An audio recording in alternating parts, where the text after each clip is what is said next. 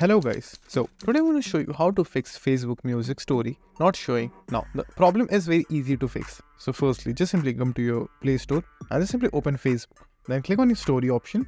Now as you can see right over here, I have my music option enabled because I already fixed it. Now I'm going to show you exactly how to do this. So firstly, go back to your Play Store and see whether you have update or not. So just simply see if you have an update. Make sure to enable the auto update option as well. For that, click on the three dots at the top right, and over here just simply enable auto update. Now after the update is complete, just simply restart your device and check if the story option is available or not. So if it's still not available, so all you have to do is just simply click on the three lines at the top right, then scroll down, click on help and support. Now all you have to do is just simply click on report a problem.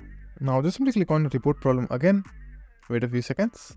So if you want to include the logs, you can simply do that by clicking on include in report. Now choose where you are facing the problem. So in this case, it's going to be stories. So search that over here. So over here, just simply choose stories. Now if you have a photo, you can just simply attach it over here by clicking on upload from phone.